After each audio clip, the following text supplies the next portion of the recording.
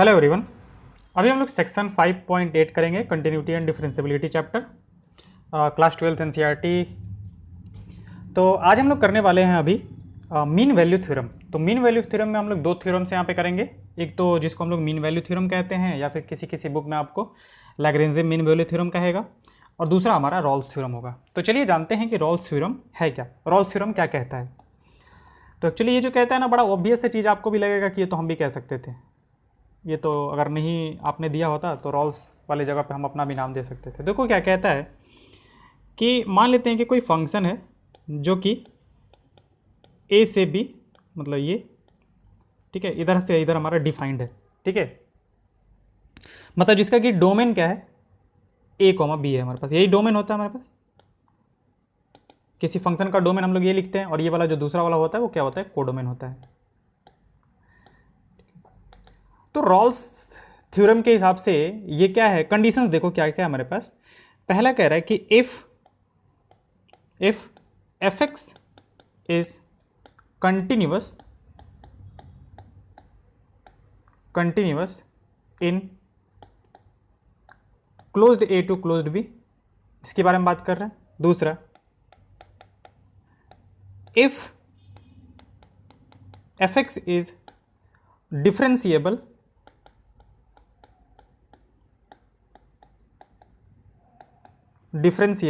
In open a to b, ठीक है। And third one, ए जो है वो एफ, यानी कि ये क्या है हमारे पास, ए और बी क्या है, एंड पॉइंट्स हैं।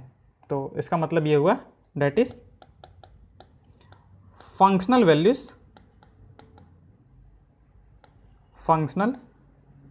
Values at end points are equal. ये तीन कंडीशंस हैं हमारे पास। अब तीन कंडीशंस लगा के बाद उन्होंने कहा है कि then there will be at least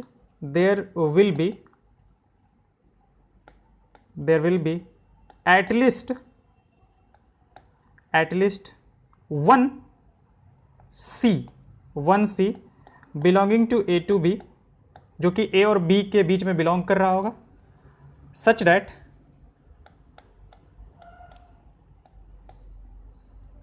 that F dash C जो होगा हमारे पास वो कितना होगा, 0 होगा, ठीक है। तो ये देखो, ये पूरा है हमारे पास कि फंक्शन एक है हमारे पास जो कि क्लोज्ड इंटरवल ए बी में डिफाइंड है, यानी कि डोमेन इसका क्लोज्ड इंटरवल ए बी है। अब तीन उसने कहा है कि अगर ये तीन कंडीशंस को सेटिस्फाई कर रहा होगा। कंडीशंस क्या है आपके, पहले कंडीशन है कि फंक्शन जो होना चाहिए वो कंटिन्यूअस होना चाहिए क्लोज्ड इंटरवल ए बी में, डिफरेंशिएबल होना चाहिए वो ओपन इंटरवल ए बी में। ऐसे भी हम लोग एंड पॉइंट्स पे डिफरेंशिएबिलिटी का कोई मतलब नहीं होता है। और फंक्शनल वैल्यू जो है, यानी कि जो एंड पॉइंट्स है ना, ए पे जो वैल्यू मिल रहा है वही वैल्यू आपका बी पे भी मिलना चाहिए। तो रॉल्स थ्योरम क्या कहता है, कहता है कि there will be at least one C belonging to A B, मतलब एटलीस्ट एक सी ऐसा होगा जो कि ए से बी के बीच में होगा, ठीक है, सच दैट एफ डैश सी जो होगा वो क्या होगा, 0 होगा हमारे पास। यानी कि वहां पे डिफरेंशिएशन जो होगा उस पॉइंट पे वो क्या होगा, आपका 0 होगा। अब देखो इसको ग्राफिकली हम लोग कितना इजीली एक्सप्लेन कर सकते हैं कि हाँ ये क्या कह रहा है। और देखो आप भी कहते कि ये तो हम भी बता सकते थे, कैसे, उन्होंने क्या क्या कंडीशंस दिया है उसके बारे में बात करते हैं। देखो आप,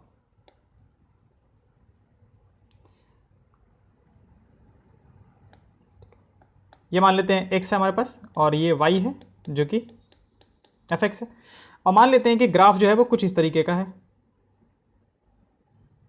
अब देखो a से b में डिफाइंड है, तो मान लेते हैं कि ये पॉइंट a है आपका, ये पॉइंट b है आपका, ठीक है। अब उसने क्या क्या बोला है, पहला कंडीशन कि फंक्शन जो होना चाहिए वो कंटिन्यूअस होना चाहिए। हम लोग का यहाँ पे फंक्शन a से लेके और b तक में कंटिन्यूअस दिख रहा है। डिफरेंशिएबल होना चाहिए, तो हर जगह पे डिफरेंशिएबल भी है, यानी कि कहीं भी अगर कॉर्नर वगैरह नहीं बनता है तो हम लोग कहते हैं कि फंक्शन अगर स्मूथ है ना, कंटिन्यूअस तो है ही, और फंक्शन अगर स्मूथ है तो हम लोग कहते हैं कि फंक्शन जो है वो डिफरेंशिएबल है, यानी कि इसके हर एक पॉइंट पे एक यूनिक टेंजेंट ड्रॉ किया जा सकता है। तो फंक्शन डिफरेंशिएबल भी है।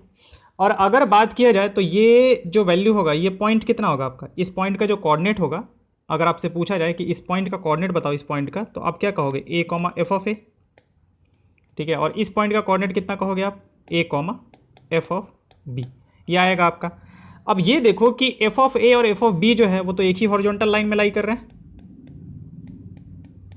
इसका मतलब ये है कि एफ ऑफ ए जो है वो हमारे पास एफ ऑफ बी के बराबर है, एफ ऑफ ए जो है वो एफ ऑफ बी के बराबर है। तो हमारा जो तीनों कंडीशंस था रॉल्स थ्योरम का, वो देखो ये जो ग्राफ है वो उसको सेटिस्फाई कर रहा है, डेफिनेटली कर रहा है।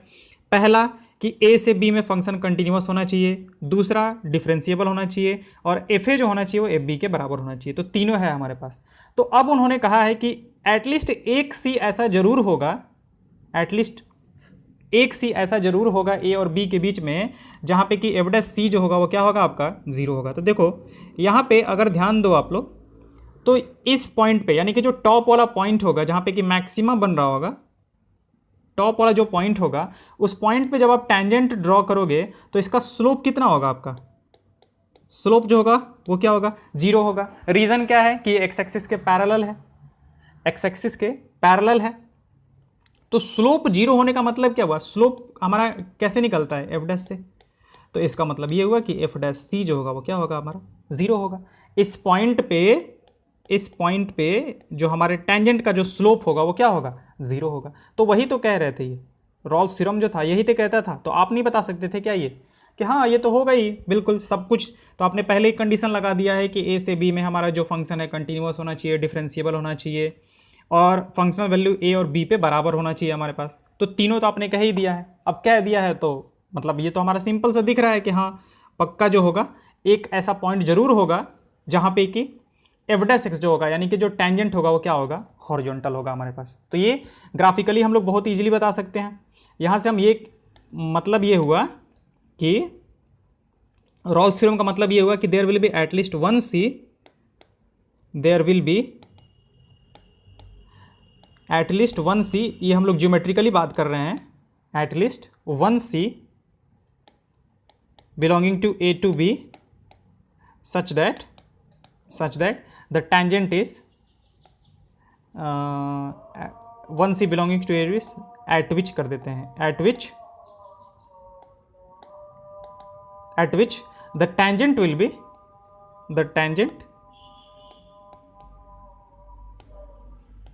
be parallel to x axis, will be parallel to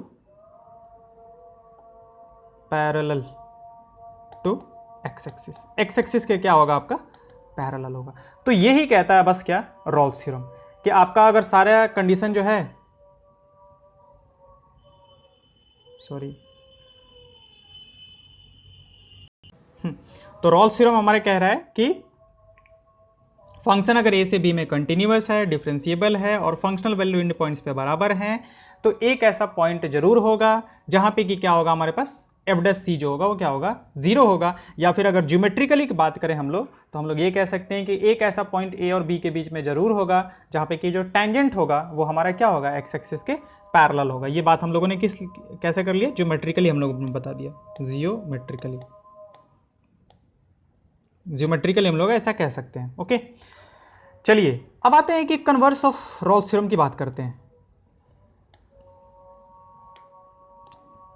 converse of Rolle's theorem,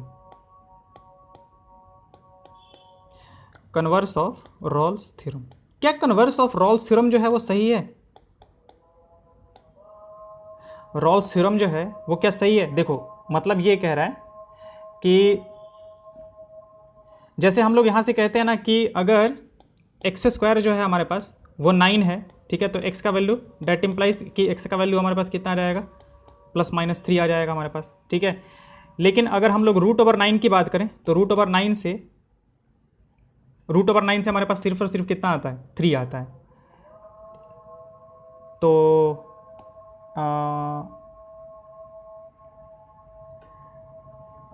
हाँ ठीक है, आप आई थिंक समझ सकते हो। चलो यहाँ पे आते हैं, हम लोग इसके बारे में बात करते हैं, ठीक है। देखो वो क्या कह रहा है कि फंक्शन मान लेते हैं कि कंटिन्यूअस है, फंक्शन कंटिन्यूअस है, फंक्शन डिफरेंशिएबल भी है, चलिए हम इस पॉइंट पे आते हैं, हम बताना जो चाहते थे वो थोड़ा सा ये हो गया। फंक्शन कंटिन्यूस है, फंक्शन डिफरेंशिएबल है, और एफ ए जो है वो हमारा एफ बी के बराबर है।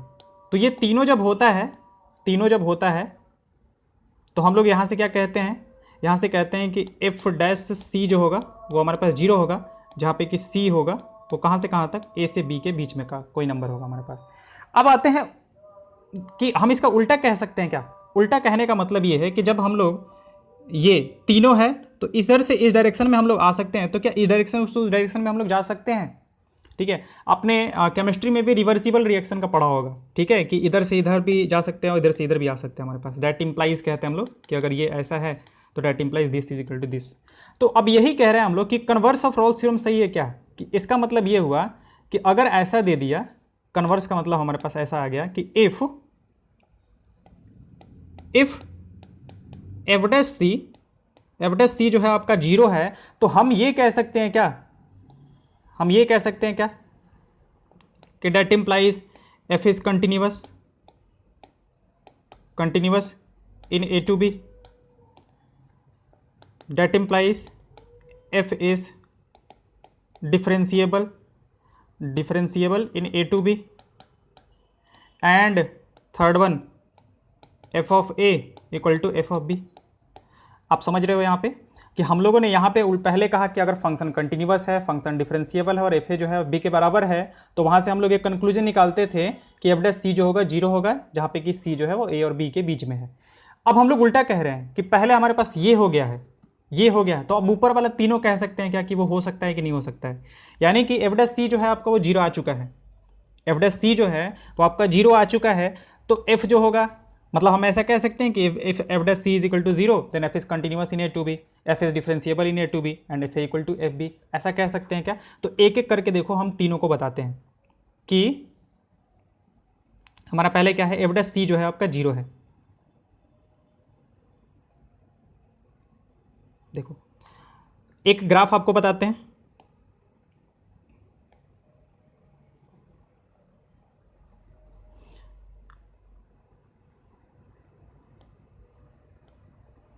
मान लेते हैं कि हम ऐसा ले लेते हैं। ठीक है, कि देखो यहाँ पे ये ए है आपका, ये बी है। ठीक है, तो यहाँ पे एक देखो, एक पॉइंट ऐसा दिख रहा है जहाँ पे कि जो टेंजेंट है वो क्या है, हॉरिजॉन्टल है। तो यहाँ पे एफ डैश सी जो है आपका वो 0 है, f dash C equal to 0 from graph. हम ग्राफ से कह सकते हैं कि हमारा जो एफ डैश एक्स है वो क्या है, 0 है। लेकिन यहाँ पे हम लोग देख सकते हैं कि फंक्शन जो है वो कंटिन्यूअस नहीं है। अगर हम इसको c कह देते हैं और इसको d कह देते हैं, तो हम लोग यहाँ से कह सकते हैं कि but function is not continuous at x equal to d. तो इसका मतलब ये हुआ कि ये कंटिन्यूअस वाले के बारे में हम देखो श्योरिटी के साथ नहीं कह सकते हैं। ऐसा हो सकता है बट ये हम श्योरिटी के साथ नहीं कह सकते हैं, ये कि अगर एफ डैश सी 0 है तो इसका मतलब कि फंक्शन जो होगा वो कंटिन्यूअस होगा ए से बी में। हो सकता है बट हम श्योर होकर नहीं कह सकते हैं कि हाँ वैसा होगा ही होगा। जैसे यहाँ पे देखो आप, हमारा एफ डैश सी तो 0 था, लेकिन क्या फंक्शन कंटिन्यूअस था ए से बी में, बिल्कुल नहीं था हमारे पास। अब आते हैं दूसरा वाला, आपको दिखाते हैं, दूसरा दिखाते हैं यहाँ पे कि देखो मान लेते हैं कि हमारे पास जो ग्राफ है वो कुछ इस तरीके का है आपका। ठीक है, ये आपका ए पॉइंट है, ये आपका बी है, ये आपका सी है, ये पॉइंट जो है आपका डी है, और ये पॉइंट जो है वो ई है आपका। अब यहाँ पे देखो आप कि सी पॉइंट पे एफ डैश सी जो है यहाँ पे हेयर एफ डैश सी जो है वो आपका क्या है, 0 है। अगेन फ्रॉम ग्राफ हम लोग कह सकते हैं, from graph, but f x is not differentiable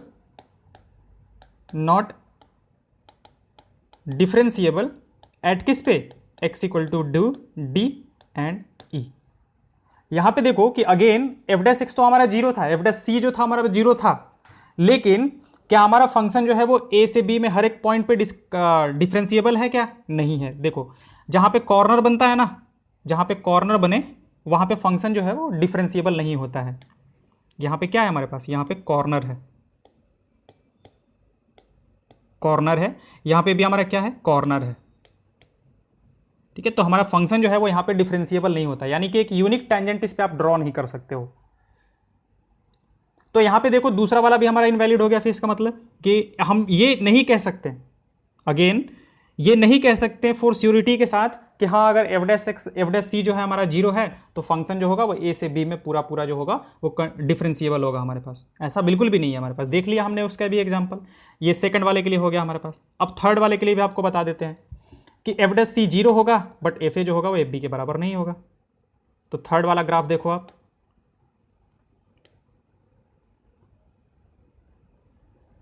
third वाला ग्राफ देखोगे तो मान लेते हैं कि हम ऐसे ले लेते हैं, ये आपका ए है, ये आपका बी है। तो एफ ऑफ ए कितना होगा हमारे पास, ये होगा, और एफ ऑफ बी कौन सा होगा आपका, एफ ऑफ बी जो होगा वो ये वाला होगा हमारे पास। सी पॉइंट जो है वो यहाँ पे मान लेते हैं बीच में है सी पॉइंट। तो अब सी पॉइंट पे जो टेंजेंट है हमारा,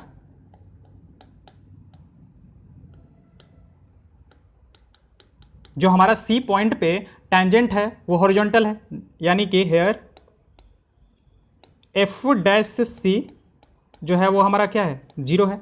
अगेन फ्रॉम ग्राफ देख सकते हैं कि हमारा सी पे जो टेंजेंट है वो क्या है, हॉरिजॉन्टल है। तो इसका मतलब कि एफ डैश सी जो है वो क्या है, 0 है, but f of a is not equal to f of b. यहाँ पे जो है हमारा एफ ऑफ ए और एफ ऑफ बी बराबर नहीं है। तो इसका मतलब ये है कि यहाँ पे हमारा जो कन्वर्स ऑफ रॉल्स थ्योरम जो होता है ना वो सही नहीं होता है। इसका मतलब कि अगर एफ डैश सी 0 है दैट डजंट इम्प्लाई कि f is continuous in A to B.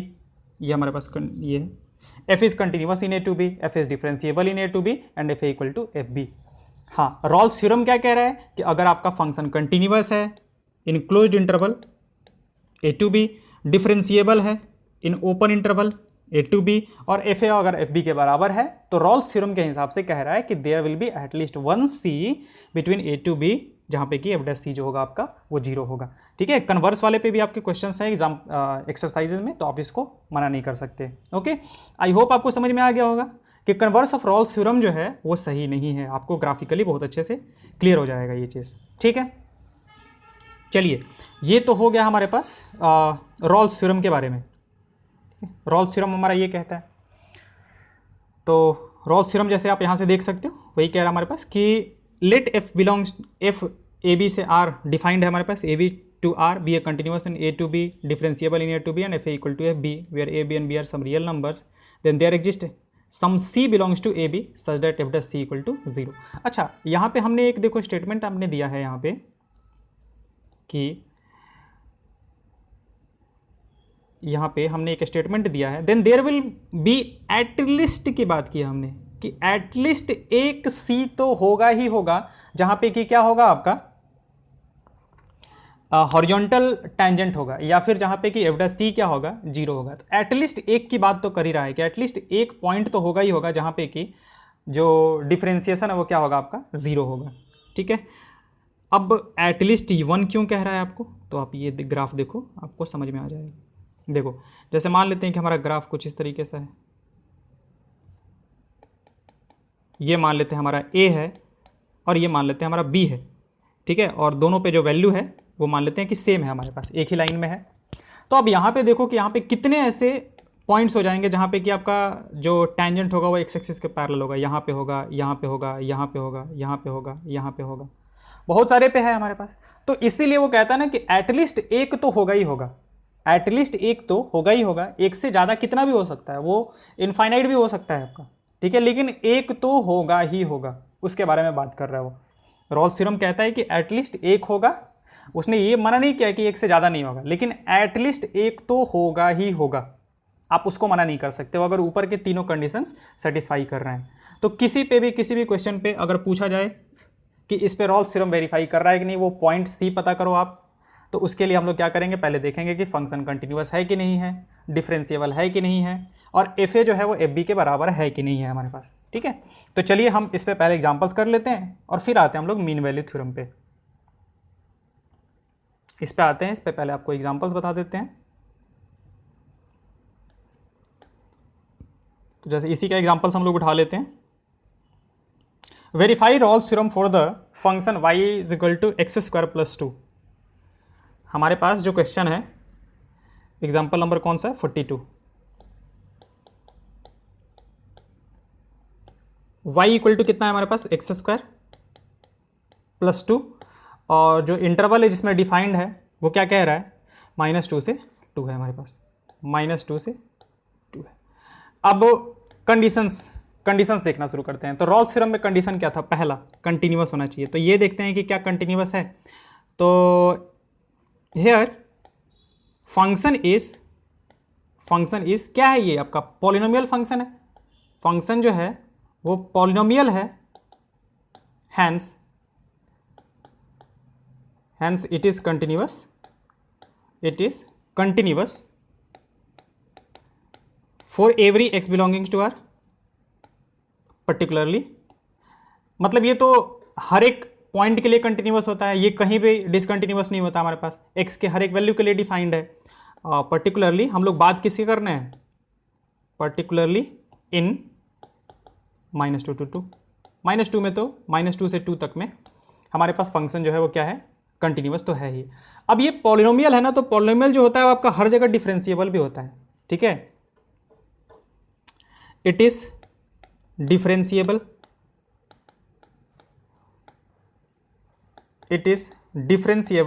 In -2 to 2, -2 से 2 के बीच में डिफरेंशिएबल भी है हमारे पास, since it is a polynomial function हर जगह डिफरेंशिएबल होता है हमारा। अच्छा, और थर्ड हमारे पास क्या था कि एफ ऑफ ए और एफ ऑफ बी बराबर होना चाहिए। तो हमारे पास पहले बात करते हैं एफ एक्स क्या है आपका, एफ एक्स जो है वो है एक्स स्क्वायर प्लस 2, ठीक है। ए का जो वैल्यू दे के रखा है वो दे के रखा है -2, और बी का जो वैल्यू दे के रखा है वो 2 दे के रखा है। तो हम लोग पता करते हैं एफ ऑफ ए यानी कि कितना, एफ ऑफ -2। तो रखोगे आप -2, तो -2 का स्क्वायर और प्लस का कितना 2, तो आपका वैल्यू कितना आ जाएगा, 6 आ जाएगा। और एफ ऑफ बी पे आप पता करोगे तो एफ ऑफ बी पे कितना आ जाएगा आपका, एफ ऑफ 2, और एफ ऑफ 2 पे आपका कितना आ जाएगा यहाँ से 2 स्क्वायर और प्लस 2, यानी कि एफ ऑफ ए जो है हमारा वो एफ ऑफ बी के बराबर है। एफ ऑफ ए जो है वो एफ ऑफ बी के बराबर है। तो रॉल्स थ्योरम का जो तीनों कंडीशन था, और ये फंक्शन -2 से 2 इंटरवल में तीनों कंडीशंस को सेटिस्फाई कर रहा है। तो यहां से हैंस फ्रॉम रॉल्स थ्योरम हम ये कह सकते हैं, there will be, hence from Rolle's theorem there will be at least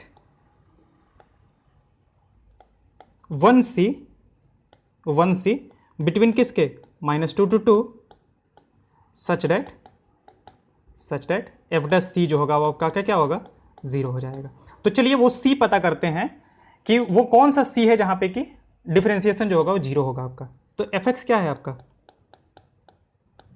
F x जो है वो है हमारे पास एक्स स्क्वायर और प्लस का कितना 2, एक्स स्क्वायर प्लस 2 है हमारे पास। तो यहां से एफ डैश एक्स निकाला जाए, एफ डैश एक्स तो कितना आ जाएगा आपका, 2x आ जाएगा। अब एफ डैश एक्स को 0 करते हैं, एफ डैश एक्स को 0 करते हैं, तो यहाँ से हमारे पास कितना आ जाएगा, 2x equal to 0, that implies x equal to 0। यानी कि वो पॉइंट x का वो वैल्यू जिसके लिए कि एफ डैश एक्स 0 है वो क्या है, 0 है। यानी कि यहाँ पे जो c का वैल्यू आ गया वो आपका कितना आ गया, 0 आ गया। तो अब क्या 0 जो है आपका हेयर 0 बिलोंग्स टू -2 to 2, -2 से 2 के बीच में बिलोंग कर रहा है। Hence Rolle's theorem is verified, hence Rolle's theorem is, चलो नीचे लिख देते हैं इसको, hence Rolle's theorem is verified. क्योंकि रॉल्स थ्योरम तो यही तो कह रहा था ना कि उसके बीच में एटलीस्ट एक पॉइंट जरूर होगा जहां पे कि एफ डैश एक्स क्या होगा आपका, 0 होगा। तो hence Rolle's theorem is verified. इसी के बारे में बात कर रहा था रॉल्स थ्योरम। ये रहा आपका पूरा, देखो वही कह रहा है कि सी जो है वो 0 है, जो कि -2 से 2 के बीच में लाई कर रहा है हमारे पास। तो रॉल्स थ्योरम जो है वो वेरीफाई हो गया हमारे पास, ठीक है। चलिए ये हो गया आपका पहला थ्योरम। अब आते हैं दूसरे थ्योरम पे। दूसरा थ्योरम जो है आपका वो है मीन वैल्यू थ्योरम। दूसरा थ्योरम जो है आपका, उसका नाम क्या देगा, थ्योरम 7 दिख रखा है, थ्योरम 7। थ्योरम 7, थ्योरम 7 क्या है आपका, mean value theorem. Mean value theorem, ठीक है। अब मीन वैल्यू थ्योरम भी जो है ना, वो भी आपका रॉल्स थ्योरम का ही एक्सटेंडेड वर्जन है। तो चलिए बात करते हैं मीन वैल्यू थ्योरम के। तो मीन वैल्यू थ्योरम देखो क्या कह रहा है कि अगेन आपका फंक्शन है जो ए से b continuous function on a to B differentiable in at b. चलिए आते हैं वही सब कुछ कि एफ का पक्का एक फंक्शन है, आपके पास एफ एक फंक्शन है, ठीक है, जो कि क्या है, जिसका कि डोमेन ए टू बी है और कोडोमेन क्या है, आर है। पहला दे के रखा है फंक्शन इज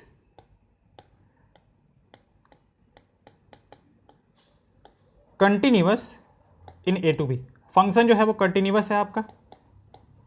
दूसरा function is differentiable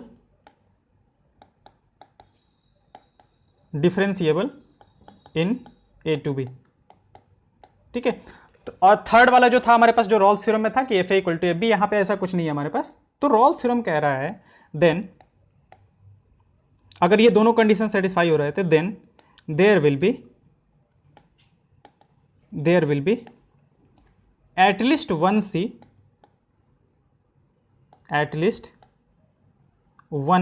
C which belongs to A to B such that f dash c equal to fb minus fa whole divide by b minus A. ये कह रहा है ना Rolle's theorem, sorry mean value theorem कह रहा है कि अगर आपका फंक्शन कंटिन्यूअस है क्लोज्ड इंटरवल ए बी में, डिफरेंशिएबल है ओपन इंटरवल ए बी में, then there will be at least one C, यानी कि एक ऐसा सी जरूर होगा जहां पे कि एफ डैश सी जो होगा वो आपका F B minus F A upon B minus A के बराबर होगा। अब चलो इसको भी बता देते हैं, बड़ा ही सिंपल तरीके, ये भी आपको बहुत ईजिली समझ में आ जाएगा अगर ग्राफिकली हम लोग देख सकते हैं। तो चलो आते हैं, देखते हैं ग्राफिकली इसको।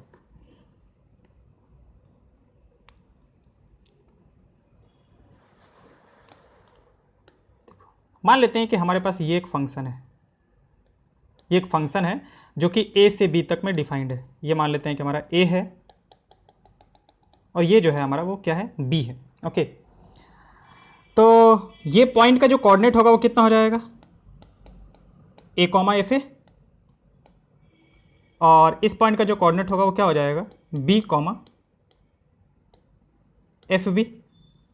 तो अब अगर हम आपसे ये पूछें कि इसको और इसको ज्वाइन करने वाले लाइन का स्लोप क्या होगा, तो क्या बोलोगे आप। जैसे मान लेते हैं कि ये पॉइंट ए है और ये पॉइंट बी है, तो स्लोप ऑफ ए बी क्या होगा, स्लोप ऑफ ए बी जो होगा वो क्या होगा, तो स्लोप ऑफ ए बी जो होता है वो क्या होता है, Y two minus Y one, यानी कि F of B minus F of A, और होल डिवाइड बाई क्या होगा हमारे पास, बी माइनस ए। यानी कि ए बी लाइन का जो स्लोप होगा, यानी कि इन दोनों पॉइंट्स को ज्वाइन करने वाले लाइन का जो स्लोप होगा वो आपका ये आएगा, और यही देखो आपका राइट हैंड साइड है, ठीक है। यहाँ तक पहुँच गए हम लोग। अब बात करते हैं कि उसने क्या कहा है कि एक ऐसा पॉइंट होगा, एक ऐसा पॉइंट सी होगा जहाँ पे कि एफ डैश सी होगा, एफ डैश सी जो होगा वो इसके बराबर होगा। तो एफ डैश सी क्या बताता है, सी पे टेंजेंट का स्लोप, सी पे टेंजेंट का स्लोप। तो इसका मतलब ये है कि वो ये कहना चाहता है ना कि इसके बीच में एक सी ऐसा होगा, एक सी ऐसा होगा जहां पे कि जो टेंजेंट है ना, जहां पे कि जो टेंजेंट है हमारा, वो इस ए बी लाइन के क्या हो जाएगा, पैरेलल हो जाएगा। यहां पे ये जो हमारे पास टेंजेंट होगा, हमारे पास टेंजेंट इज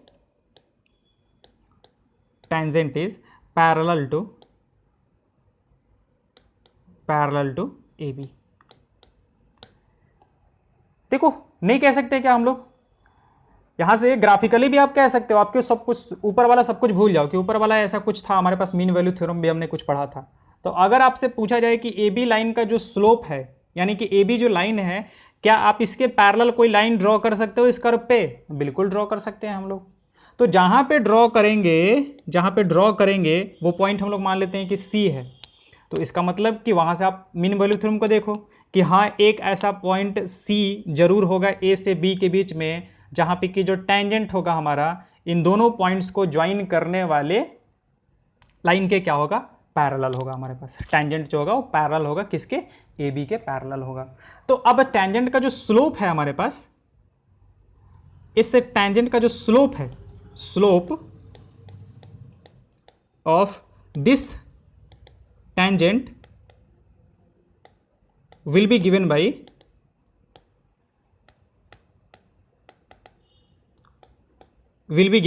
क्या?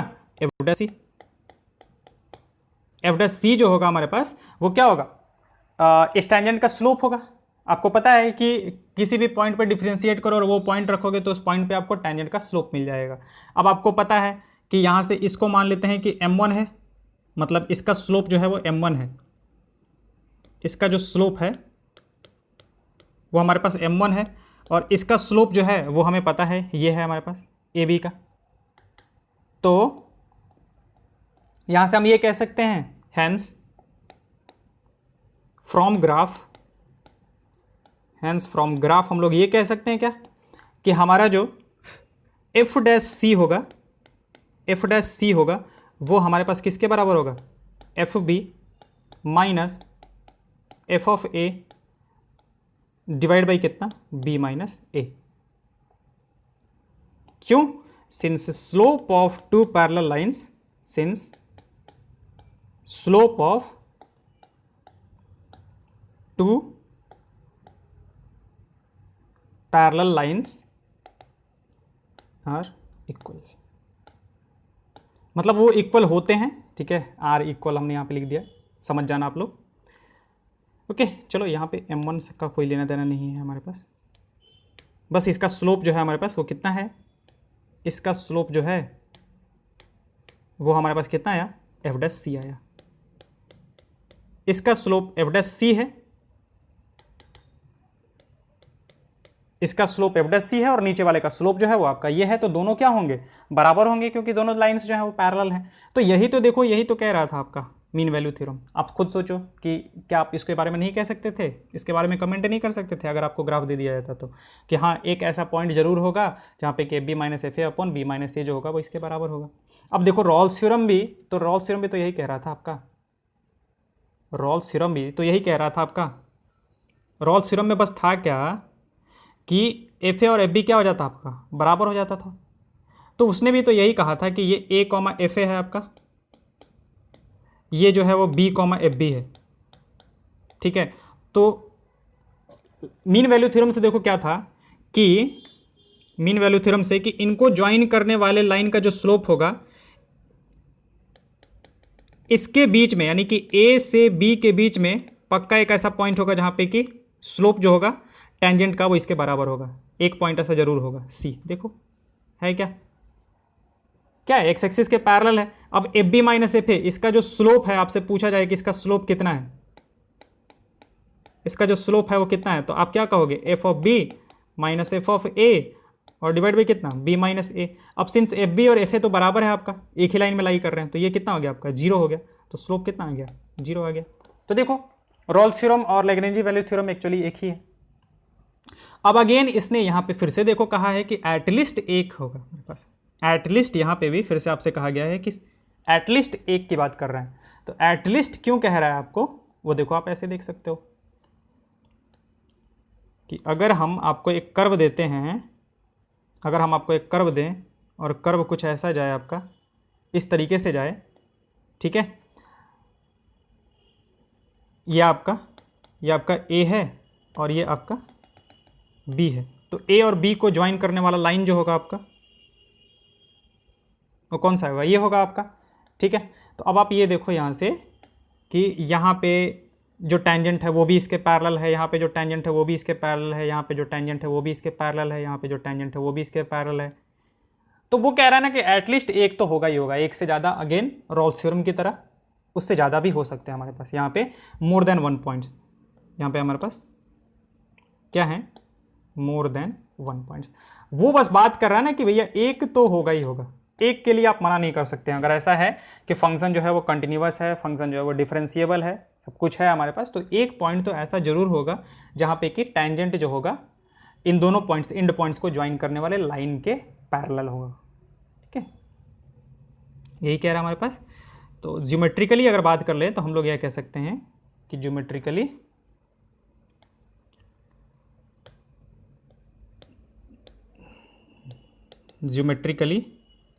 क्या है, there will be at least 1c between a to b where tangent will be parallel to the line joining the end points, and points को ज्वाइन करने वाले लाइन के क्या होगा आपका, पैरेलल होगा। ठीक है, ये ज्योमेट्रिकली हो गया आपका। चलिए, आई होप आपको क्लियर होगा ये चीज़। चलिए अब आते हैं, इस पे भी एक क्वेश्चन कर लेते हैं हम लोग, जो दिया हुआ है उसी को कर लेते हैं।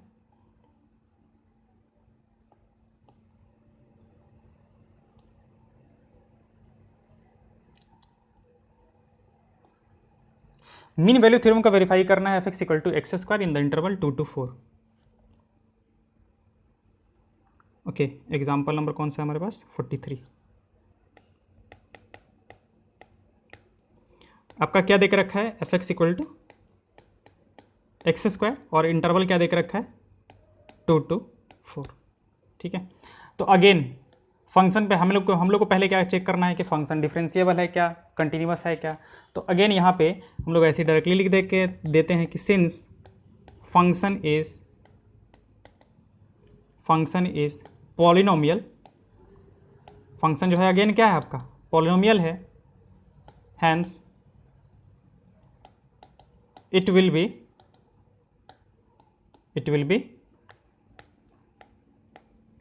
continuous and differentiable in 2 to 4। 2 से 4 के बीच में क्या होगा आपका, कंटिन्यूअस भी होगा और डिफरेंशिएबल भी होगा।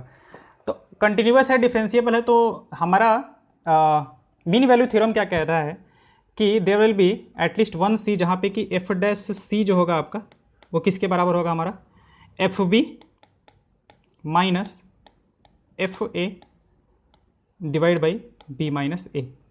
Hence from mean value theorem there will be at least 1c belonging to 2 to 4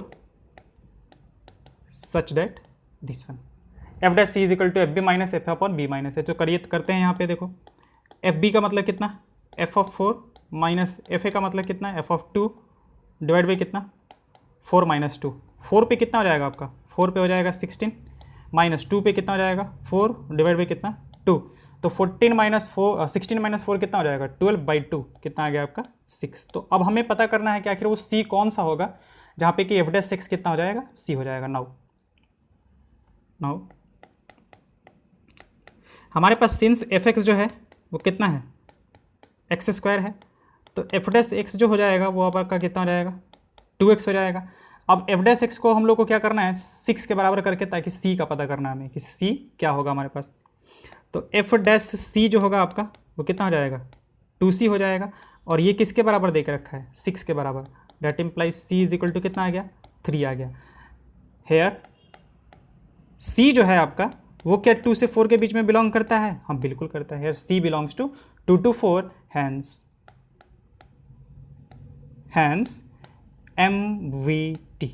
MVT is verified.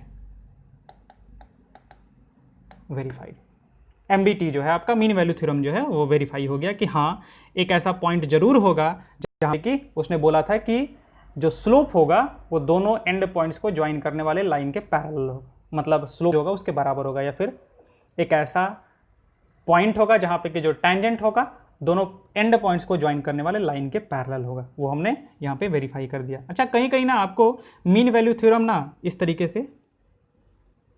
से भी देखने को मिल जाएगा। मीन वैल्यू थ्योरम की जगह पे मतलब ऐसे लैग्रेंजी मीन वैल्यू थ्योरम। तो एक्चुअली ना दोनों बात बराबर ही है, दोनों एक ही चीज़ है, अलग अलग नहीं है हमारे पास। लैग्रेंजी मीन वैल्यू थ्योरम ये है हमारे पास।